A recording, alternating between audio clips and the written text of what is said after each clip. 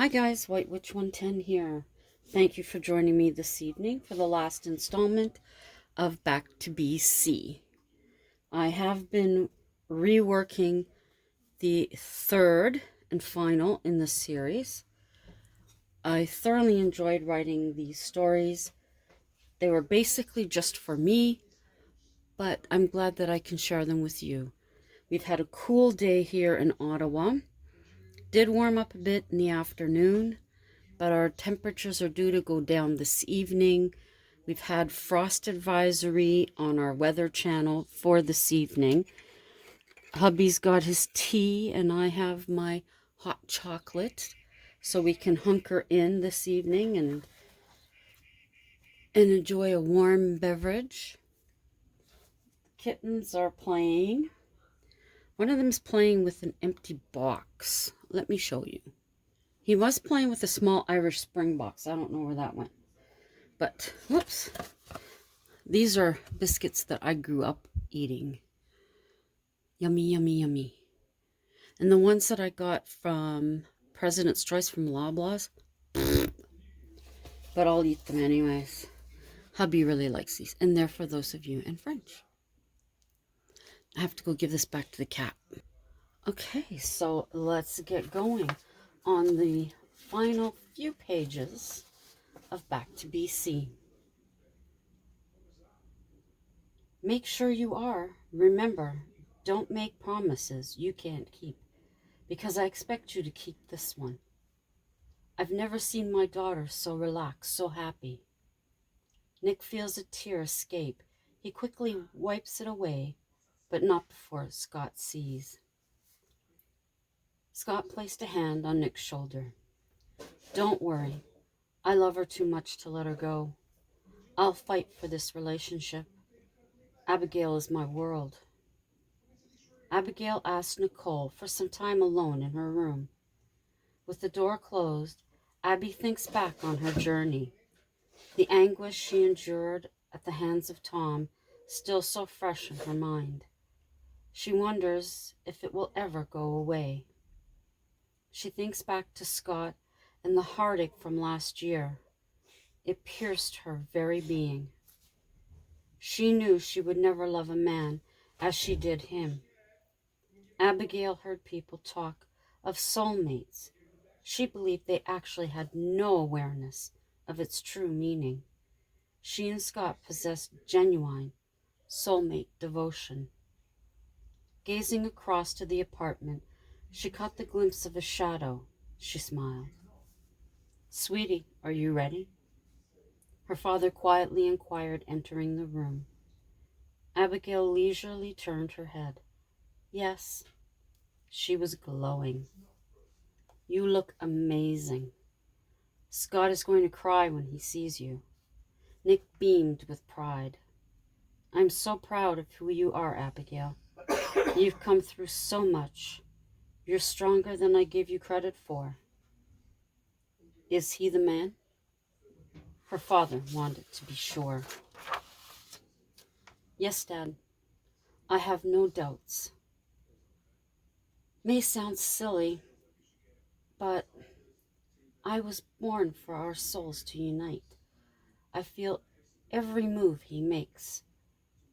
It's not a tingle down my spine. It's a strong emotion I can't explain. I feel it from my throat to my core. I melt into him without losing myself. She plays with the sheer curtain. Robust words, my dear. Come away from the window so Scott can get in position. Nick extended his hand. Abigail took hold. How did he look? She shyly asked. Handsome as ever, I'm sure. Father and daughter stood at the top of the small hill, ready to descend the stone steps. Scott began to sing as Nick and Abigail took the first step.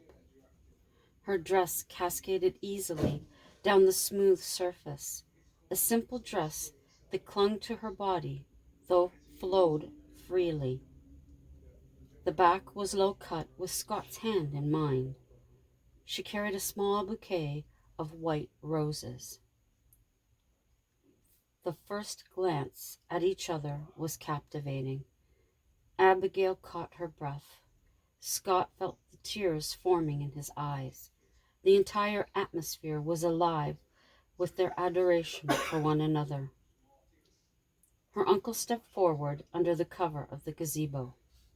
Welcome. We are all here today to unite this man and woman in matrimony. Who gives this woman? I do, Nick said as he gave his only child a kiss on the cheek, then gave her hand to Scott.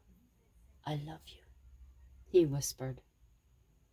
Abigail and Scott, you have come together to pledge your lives to one another. He nods at both. Scott Wilson, do you take Abigail Diana Brooke as your trusting wife? I do, Scott replied.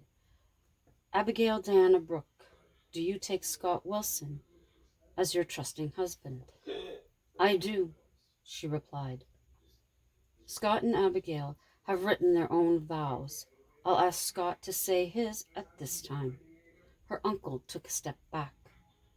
I'll sing mine. Scott sang of needing nothing else as long as he was beside Abigail. He told her he needed nothing else, having her in his life. He appreciated that she accepted him as he is. In her arms, all his worries dissolved. He would always be there for her. Abigail was in tears. She pulled herself together and began. Scott, I found everything I've ever wanted in you. Before we met, my soul was joined with yours. The word love doesn't describe the depth of emotion for you. I am solely dedicated to our relationship. We've been through the worst and have come out stronger. My life is nothing without you. You are who I was placed on this earth for. Scott wiped tears from his eyes with a tissue from his pant pocket. Scott and Abigail have given themselves to each other in a way that truly represents who they are. Before all of us here, it is my sincere pleasure to pronounce them husband and wife. May I offer my congratulations as uncle to the bride. He laughs. Oh yes, I almost forgot. Scott, you may kiss your wife. Purposefully, Scott inched towards Abigail, placing his hand on her bare back, guiding her to him. Abigail's arms slid up to Scott's neck. He tilted his head towards her. Their lips touched gently. The kiss lasted only a few moments, and for those moments, it was only them in the gazebo. On the veranda, everyone settled in for a satisfying meal under a wonderful evening sky. The lighting was soft and the music mellow. Glasses were clinked and kisses shared. Abigail's dad was the first to give a speech. I would like to welcome Scott legally into the family. Everyone laughed. Seriously, Scott, you and I have had our conversations in the past. I realized when Abigail attempted to describe her feelings for you, there was no one else she would settle for. I see the bond between you, and I know I can relax realizing you will always be there for her. Let's raise our glasses to Abigail and Scott. Scott stood. Thank you for the welcome, Nick. I have felt a part of the family since my first visit here that night a year ago. He turned his head. Abigail. He smiled. I don't know where to start.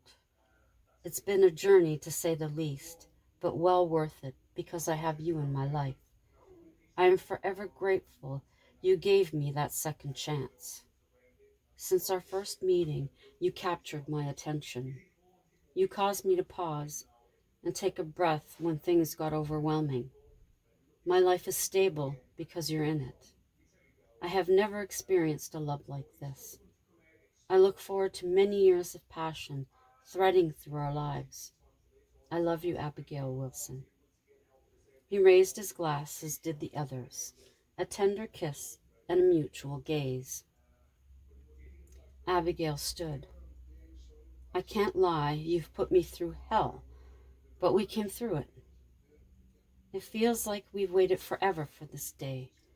I knew from the first time I heard your voice and seen your handsome face, there was something special between us. I fell so deeply in love with you. I found comfort in your arms and safety in your touch. You are everything I hold dear. What we share is something rich that no one else can understand. With every fiber of my being, I love you, Scott. Abigail's voice cracked slightly. Scott stood and took her into his arms, kissing her passionately. Their lips parted. No words were needed. The evening continued as Scott and Abigail made their way to their room.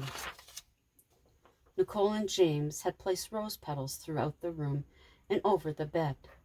A bottle of white wine and 2 glasses stood on her desk with a note, Enjoy, you deserve it.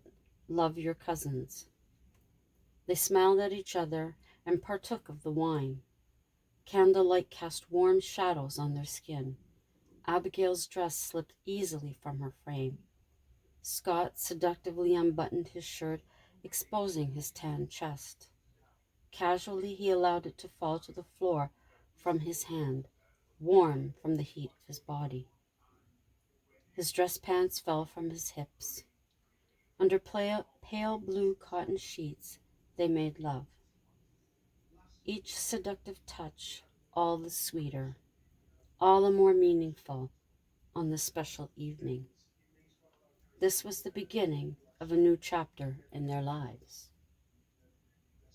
In a restaurant, Sally and Darlene sat at the bar, unaware of each other, both scorned and ready to hatch their plans. That is the ending of Back to BC. I hope you enjoyed it. I know I thoroughly enjoyed writing it, as I did the first one. The second one, the rewrite's getting a little frustrating, but it has been with each of them. But I will plunge through it. I listen to a certain artist when I'm writing these stories, and that helps to get me motivated. I will be doing a craft. I found a couple of things outside that I'm going to be using. And then I have something else in here. So hang on. I have this clay pot that was outside that I'll be using, and the clay base. Guess I should leave it like that to dry. And then I have these 2, but I'm going to have to repaint them. 2 little, not butterflies. Hubby called them butterflies. Ladybugs. They've been outside for a couple of years now, so they're going to be repainted. And then I may be using this. Whoops. But this will be coming off, I think, if I use it. So I won't be doing that this evening. I'll likely do that for you tomorrow. You may know what I'm going to do. You may not. We'll have to see. I'm going to hope that what I'm doing isn't going to really mess this up, because this is not going to stay the way it is. I'm going to attempt to take just a chunk out of it. We'll see. Whatever survives, I'll use that anyways. And then I'll be using the fake grass on here because of the white and that. This is a few years old now. I don't know where I got this. New England pottery. I don't even know how. Maybe I got this at the dollar store too, as well as that. But yeah, these are going to have to be painted. Definitely. So that's it for this evening. Also, remember, bank on it. Go check that video out. Let me know in the comments how much you think is going to be in that bank. And you'll win this. The one closest, either closest below or closest above, will be the one who wins it. I believe that is a lady's watch. So go check that one out and give your guess. Thank you to my YouTube family for coming by this evening to hear the ending of the story, which actually is a hint to the beginning of the next one. You are very much appreciated, and I thoroughly enjoy reading the comments that you leave. And anybody new coming through, please check out my other videos while you're here. You find anything that you like, please give it a thumbs up. Drop me a comment. I'll get back to you. Share any of my videos out that you think anyone would be interested in. That's greatly appreciated. While you're here, if you become a subscriber, which I would very much like, also click that notification bell so you know the next time that I upload. I do have the stories that I've written that I read. I have my crafting. There is some paranormal of my own experiences. I also have historic haunts as well, and some tidbits about different things Canadian. So until the next time, enjoy the rest of your Saturday evening, and I hope tomorrow is a great day for you as well. And until then, ciao for now.